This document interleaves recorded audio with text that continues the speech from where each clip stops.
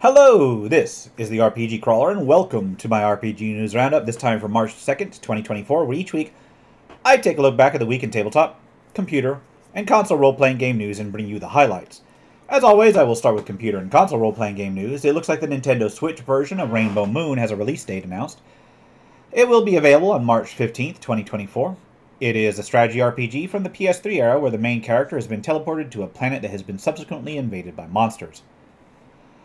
Subterrane, Mines of Titan is set for release on March 12th. A turn-based survival RPG, it is set after a meteor strike hits one of Saturn's moons. A mining colony is established, and you play as a survivor of that missing colony who awakens 7 years after it has disappeared. Reverse Collapse, codenamed Bakery, is set for release on PC on March 22nd. It is a sci-fi tactical RPG, a remake of a game that is a spin-off of Girls Frontline. It looks like there will be versions on Switch and mobile platforms later. Inkbound is set to release on April 10th. It has been in early access for a while now. It is a tactical roguelite where you explore a magical library and infinite worlds within it. Greedfall 2, The Dying World, is set to enter early access this summer. Although the early access will be on the PC, console releases will be released later. It is set for a couple years after the original Greedfall, where you play a native of Tir Fredi who has been taken to the colonizer's home continent. Action RPG Reynatus is getting an international release. While the Japanese version will be released in July, North America and Europe will be getting on the PC, or on the PS4, the PS5, or the Switch, as well as the PC in the fall of this year. It has a good number of solid JRPG names behind it, and it is set in a version of modern Shibuya where magic exists. Pokemon Legends Z to A is set to release next year in 2025. Targeting the Nintendo Switch, it'll be another title in the vein of Pokemon Legends Arceus, and allow you to wander the Kalos region of the Pokemon X and Y games. And if I'm mispronouncing it, I'm sorry. I have only just started playing Pokemon at all, like just this last year, and I've only really made it through the first generation, so I don't know. Maybe I should record that sometime. Anyway, Sea Fantasy is getting set for release sometime in February of next year. Targeting the PC and unspecified consoles, it'll be a pixel art open world action RPG with a fishing theme. Dragonkin, The Banished, is set for February of 2025 as well. It will let you play either solo or in a multiplayer format and face off against hordes of enemies with a city improvement system included. Vindictus, Defying Fate, was announced. No release window is set yet, but it will be set in the same world as the MMORPG Vindictus, a medieval fantasy world with Celtic inspiration. On toward actual releases, Tharia got its released into early access. It is a mix of turn-based combat, crafting, and exploration elements where you summon and train some guardians and head into the minds of various cursed villagers to fight their nightmares. Keeper RL saw its final release, although there will be another update later this year, but is finally feature complete. It has been in early access under heavy development for many years in a sort of dungeon-based roguelike where you play a dungeon keeper of various factions, attracting various minions and building a lair, kind of like Dwarf Fortress, but for, like, evil wizards. I have played it, but I haven't played it in a couple years now, but even back a couple years, I thought it was very good, so I understand they've improved it dramatically in the last year, so gotta take another look at it. Tamarack Trail is a deck-building roguelite. It has you using customizable dice to fight through randomly generated trails and paths. Evering is a classic turn-based JRPG with pixel art, set in a world where time loops around in circles. The era of peace looks to be coming to an end pretty soon. Grand Soul Saga has you playing a refugee in the city-state of DuPont, looking to get passage to a distant port where your family waits. It is a JRPG and is with an immersive world with character-driven narrative.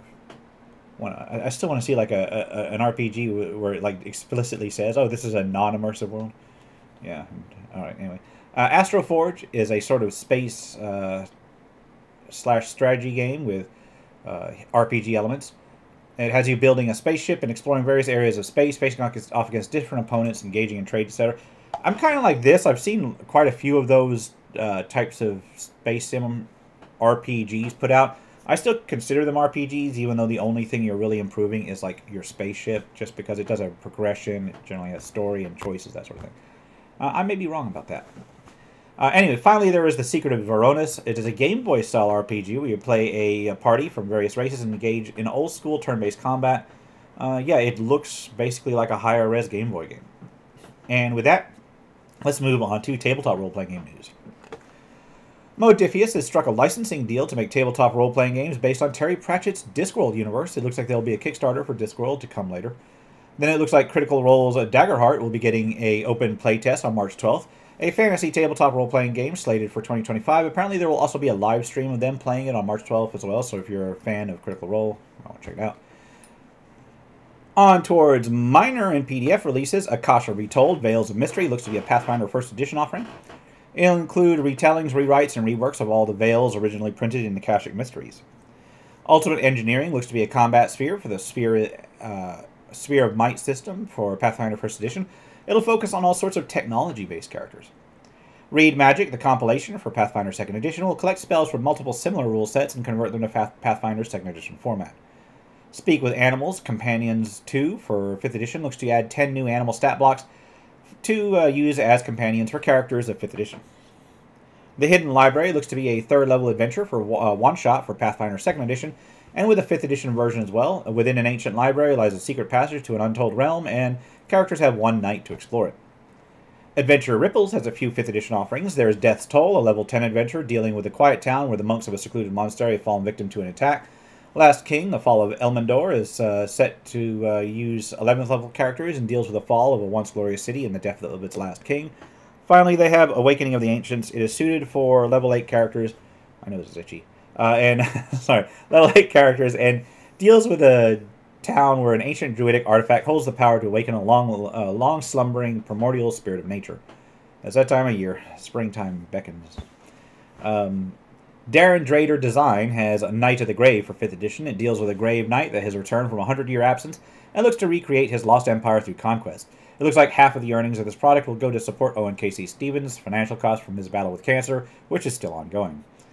Meditating Monkey has several 5th Edition adventures. You start with the Curse of the Grave Robber, a 6th level adventure. It has the party approached by a traveling merchant who seeks help after having been ambushed and had his supplies taken, and he's covered with boils and such, so it's leads into some sort of plague of zombies. Crypt of Krem is a 5th level adventure dealing with a long ago warlord who is never said to have been slain in battle, and whose death is undocumented, and he simply disappeared long ago, and now it looks like he's coming back.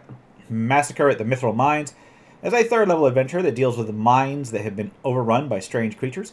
A Lair of the Shadow Dragon is suited for 10th level characters and deals with a dragon that has fallen into a portal into the Shadow Realm. Sanctum of the Final Dusk is a 7th level adventure where the scholar has uncovered an old tome written long before the dawn of the Empire that describes the end of days from the old realms. Finally, Mausoleum of the Ashes is used for 3rd level characters and is a dungeon crawl set in a once sacred site that has been transformed into a den filled with dark secrets. Dark Then Publishing has Beneath the Lighthouse, an 8th level 5th Edition adventure that deals with a lighthouse whose keeper has disappeared. I presume there's something under the lighthouse. The End of Everything from Prog God Games is a 5th Edition epic adventure where crops are failing, the undead rise, and even magic seems tainted, and everything seems to be going downhill. It is a campaign and setting book suited for characters of 1st through 12th level. Troll Lord Games has The Undying War for 5th Edition. It is a hardcover adventure path that begins in the lands of New Enoch and leads through various dungeons, towns, castles, and more. It will take characters from 1st all the way up to 13th level. The Tomb of Zarak is... Zarak... Anyway, it's a low-level 5th Edition dungeon crawl dealing with the tomb of an infamous sorcerer. Emberwoods is a location for 5th Edition that includes lore, detailed encounters, a couple stat blocks, battle maps, and a regional map. The Untold Story of Brooksville is available in print and is a 5th Edition mystery adventure where graves were found to be empty at a local cemetery. The culprit must be a town resident, but it must be discovered who would do such a thing. A Life Well Lived from Cubicle 7 is a technically 5th Edition compatible offering that yields various life paths, also compatible with the upcoming C7D20 rule set, and lets you decide who your character was before their adventuring days begin and afterwards. The Great Titan of Belos. Anyway, it's a 5th Edition adventure where the characters are sent into a forbidden forest where the ruins of a tomb of a Great Titan lie. Home Base Handbook for 5th Edition looks to be a supplement that offers rules for creating player home bases that can give strength, safety, and power and allow them to muster supporters. The Game Master's Book of Villains, Minions, and Their Tactics, now available in print, offers more than 24 major villains and various followers for use of all levels through 5th Edition games. It also offers tips and strategies that can be used in various games. The Lore Keeper's Lexicon is a compendium of 5th edition material that offers hundreds of brand new magic items, evolving items that change and grow over time, items designed specifically for each of the 12 original classes, item sets, and more information. Barbarian Path of Psychopathy is a barbarian subclass built to give the barbarian abilities to scare the truth out of anyone who doesn't cooperate.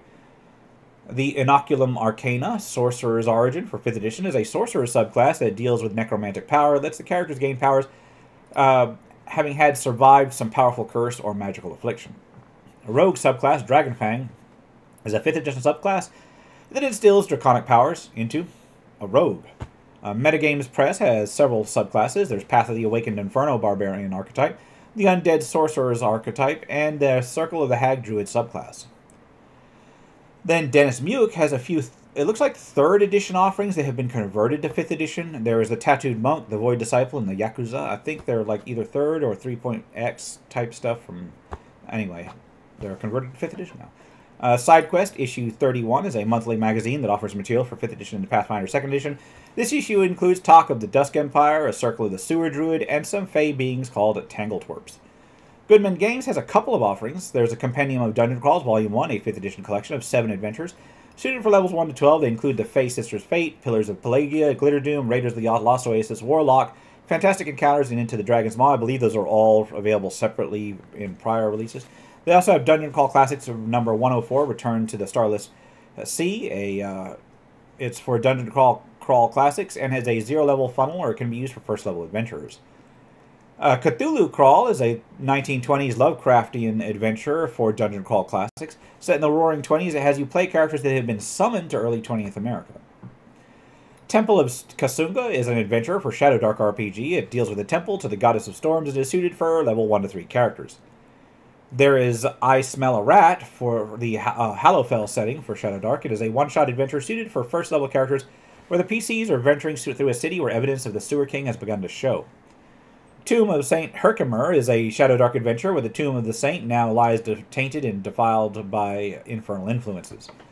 The Tabletop Engineer has a Rune number 2, a fantasy role-playing zine for the Shadowdark system. It includes a new class, the Goblin Witch Doctor, as well as an adventure. They also have Delver issue 13, an OSR and Old School Essentials resource that has many random charts and tables within it. Essential Enemies 7, Far Beyond Death, is available in print and is a third-party monster manual for Old School Essentials and similar systems. This one includes several undead and undead adjacent creatures. Third Kingdom Games has Populated Hexes monthly, yearly too. It's available in print. It's a compilation of issues 13 to 24 into a single volume and offers much material for Old School Essentials and similar OSR systems. Heart's Desire from Starry Night Press is a first edition and similar OSR system, spring-themed fantasy adventure for levels 1 to 12. Folio, Volume 1 from Jeremy Hart, is a collection of 17 new foes for various OSR games. Each one includes a paper mini design and virtual tabletop token. Dragonbane Bestiary from Free League Publishing is exactly what it says on the tin. It includes 63 creatures for use with the Dragonbane role-playing game. Heroic Fantasy 2nd edition is available in print as a tabletop RPG based on the Black Hack. It's the 2nd edition of the system, of course. It includes new art, layout, and it is expanded with various new kin, archetypes, magic, and monsters. Secrets of the Weird Wizard is a guide for running Shadow of the Weird Wizard games, and it should probably be seen as a companion piece to the core rules I mentioned, I believe, last week. It's currently in a pre-release state and is subject to change. Heroic Expeditions Volume 1 is a fanzine for the fantasy trip or any old-school RPG. It includes new race options and spells, various rites and ceremonies, alternatives for XP progression, and more. RuneScape Kingdoms is a role-playing game based on the MMORPG RuneScape. It includes a system meant to capture the essence of RuneScape, lore of the land, character generation rules, core rules using a 3d6 system, and much more. I just wonder how much grinding is going to be required. I've only played RuneScape a few times, and it's not for everyone, but it has its devotees. Mongoose has Tales of Yggdrasil for Shield Maidens. It offers a set of adventures that can be used in campaigns throughout the 9 realms. Guardians Not is a role-playing game set in the dark lands of Goriah. It offers everything you need for the GM and the group to get started with its core rules. They also have a few adventures available, the Seas of Goriah and the Forest and the Seer. Monte Cook Games has Best Leave Them Ghosts Alone for the Old Gods of Appalachia. It is a horror adventure set in a small town full of ghosts and memories. Circle of Flame is a mothership brochure adventure. It deals with a weather station that was commissioned to observe and study the weather of a tidally locked planet. Unfortunately, its orbit has begun to decay rapidly They have 3 hours before the station burns up to extract whatever assets you can. Then Rendezvous at Nightmare Station is another mothership adventure. This one deals with a research station on the far end of the rim, where you're the first shift to study the strange energies put out by a nearby nebula. Sinless Chrome and Sorcery, a role-playing game, is a cyberpunk tabletop role-playing game with magic. It uses pools of D6s and deals with a 1980s-style cyberpunk role-playing game world where magic has re-entered the world. Sounds very familiar all the way through. Finally, Trinity Continuum Large-Scale Combat is a set of rules where you deal with large-scale armies locked in a ground war for Trinity Continuum games. It does require the core rulebooks to use.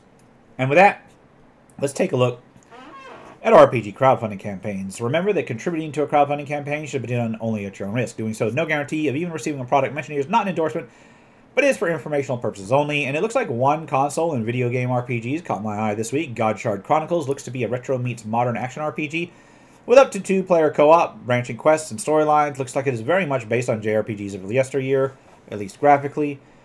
It is set in a high fantasy world where the gods have fallen. The remains exist only in pieces known as God Shards, which, oddly enough, reminds me of a certain tabletop role-playing game I covered a while back. I need to get some reviews out. Anyway, onwards towards tabletop RPG crowdfunding, there's Arcforge, the universe of sci-fi adventure. For Pathfinder role-playing games, it looks to be a campaign setting where chaos magic and hyper-technology mix. Will include world lore, player options, new character classes, archetypes, feats, spells, sonic powers, mech rules, technomancy, and so much more, with support for things like feats of power and spheres of might. Spheres of power, not feats of power. Anyway, A Tale of Two Queens looks to be a pirate-based adventure for Pathfinder 2nd Edition as well as 5th Edition. For higher levels, levels 16 to 20, it has you sailing under the flag of the Pirate Queen.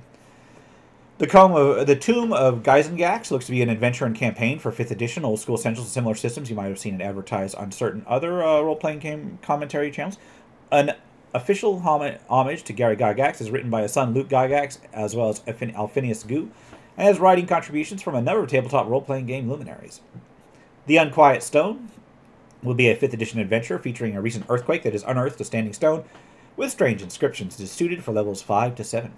The Beautiful Stride looks to be a 5th Edition adventure spanning an entire continent. Inspired by fashion and philosophy, it features a land split between beauty and graces. Some of them follow the ideals of just pure beauty, and others focus on gifts of grace, and you basically play between them. Anyway, Spire Witch will be a 5th Edition dark fantasy adventure with a mystery focus set in a broken spire filled with traps, undead magic, and a whispering demon.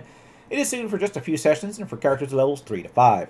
Dragon Drop will be a 5th Edition adventure, or rather a collection of 5th Edition adventures, suited for characters levels 1 to 10. Each of these adventures within the collection can simply be dropped into any existing campaign. In the Dead of Night will be a 5th Edition adventure zine featuring a mining village being overrun by the undead. Characters must figure out what's going on and stop it. Furthest Night Beyond the Outer Darkness will be a 5th Edition world book with its own pantheon, classes, monsters, magic, and more. It will be a plane where powers of darkness rule everything. Tome of Terrors looks like there will be a collection of monsters based on Romanian folklore. This is Volume 3 of Tome of Terrors, so they've done it before for other places. This supplement will include both creatures as well as printable minis and one-shot adventures featuring each of them. It looks like there will be 3 of the monstrous entities, so 3 adventures. Tome of Spell Mastery from Necromancer Games looks to be a collection of 5th Edition spells with over 400 plus spells, 25 plus spellcaster subclasses, as well as a number of tools designed to modify magic and so forth. Heroes and Heirlooms looks to be a collection of 5th Edition material, including 40 unique NPCs, 20 plus magic items, some side quests that can be dropped into the places, and much more.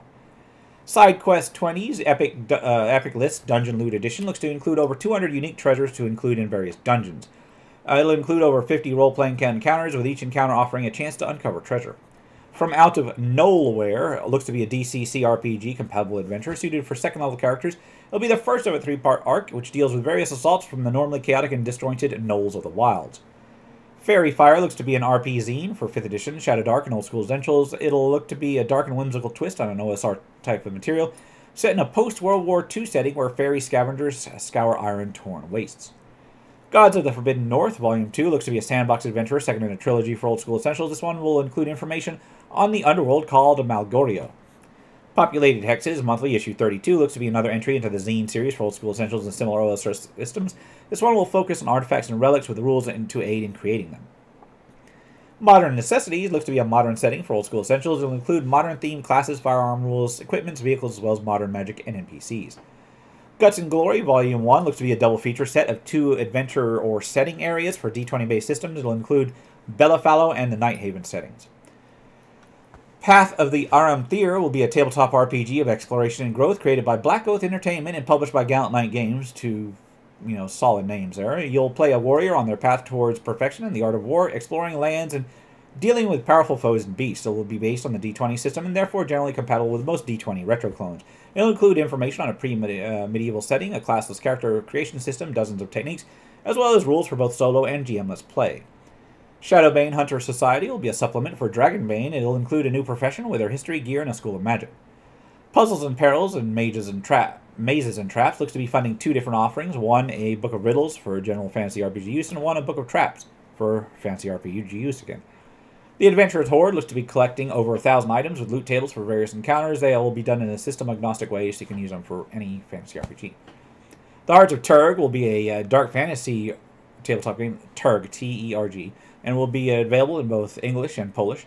Relict RPG will be a tabletop role-playing game system designed by a solo adventurer for a solo developer for setting-agnostic D12 play. I mean, development is an adventure all its own. Anyway, it rewards player choices as well as offering 2 distinct styles of monsters: simple monsters for easy and quick encounters, and advanced monsters for ones with more elaborate setups where you want to do like an entire set-piece battle. Ferric Resonance looks to be a dread fantasy adventure in a dark fantasy world. System neutral, so it's going to be playable with most fantasy systems, and will focus on themes of investigation and survival in a hostile environment. Budgeon, the budget dungeon crawl, will be a dungeon crawling mini-adventure. It'll include 36 pages of dungeon crawling adventure, including multiple routes for multiple playthroughs in an RPG-like style.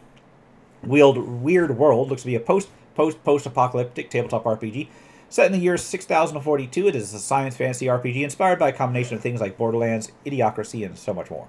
Finally, there is Our Brilliant Ruin. It is an RPG set in a Gilded Age with a mix of sociological drama and existential horror. And with that, I will wrap things up here. This is the RPG Crawler with my RPG News Roundup for March 2nd, 2024. As always, links will be below. If you like what you've seen, remember to leave a like, comment, feedback, and subscribe for more RPG content.